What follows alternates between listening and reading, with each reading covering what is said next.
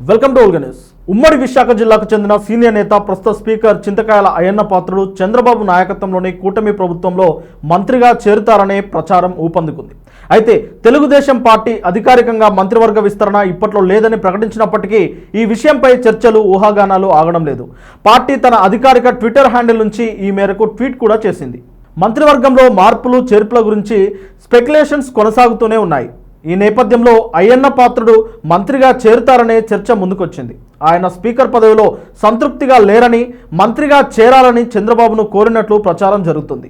YCP నాయకులు, ముఖ్యంగా జగన్ సహా ఎమ్మెల్యేలు అసెంబ్లీ సమావేశాలకు హాజరు కాకపోవడంతో సభ ఏకపక్షంగా సాగుతుంది. దీంతో స్పీకర్ పదవి ఆయనకు ఆసక్తికరంగా లేకపోవచ్చని చెబుతున్నారు. సాధారణంగా అధికార ప్రతిపక్షాల మధ్య చర్చలు, వాదనలతో అసెంబ్లీ సభ ఉత్సాహకరంగా సాగుతుంది. జగన్ సభలో పాల్గొని చంద్రబాబు, పవన్ కళ్యాణ్ వంటి నాయకులతో చర్చలు జరిపితే సభ ఒక స్థాయిలో ఉత్కంఠంగా ఉండేదని అంటున్నారు. కానీ వైసీపీ సభకు దూరంగా ఉండడంతో అయ్యన్న స్పీకర్ పాత్రలో ఆసక్తి కోల్పోయి మంత్రిగా ఉంటే ఎక్కువ న్యాయం చేయగలనని భావిస్తున్నట్లు తెలుస్తోంది. ఈ క్రమంలో ఆయన తన మనసులో మాటను చంద్రబాబుతో పంచుకున్నారని, మంత్రి పదవి కోసం అభ్యర్థించారని చెబుతున్నారు. ప్రస్తుత మంత్రివర్గంలో అనేక మంది కొత్తవారు ఉన్నారు.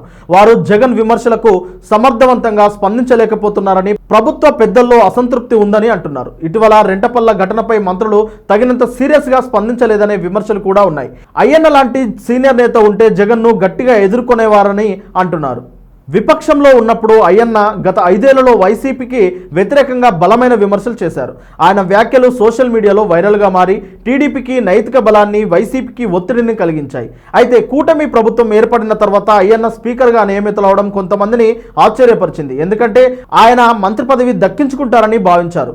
జూనియర్లకు అవకాశం ఇవ్వడానికి ఈ నిర్ణయం తీసుకున్నారని అంటున్నారు. కానీ 14 నెలల కూటమి పాలనలో మంత్రుల పనితీరుపై అసంతృప్తి నెలకొనడంలో సీనియర్లలో మళ్లీ ఆశలు చిగురిస్తున్నాయి. అయ్యన్న మంత్రిగా చేరితే వైసీపీని గట్టిగా ఎదుర్కొంటారని ఆయన అనుచరులు భావిస్తున్నారు. మంత్రివర్గ విస్తరణ ఎప్పుడు జరిగినా అయ్యన్నకు అవకాశం దక్కే అవకాశం ఉందని ప్రచారం సాగుతుంది. అయితే మంత్రివర్గ విస్తరణ ఎప్పుడు జరుగుతుంది, సీనియర్లకు ప్రాధాన్యత ఇస్తారా, అయ్యన్న మంత్రి అవుతారా అనే ప్రశ్నలకు సమాధానం కోసం ఇప్పుడు వేచి చూడాలి.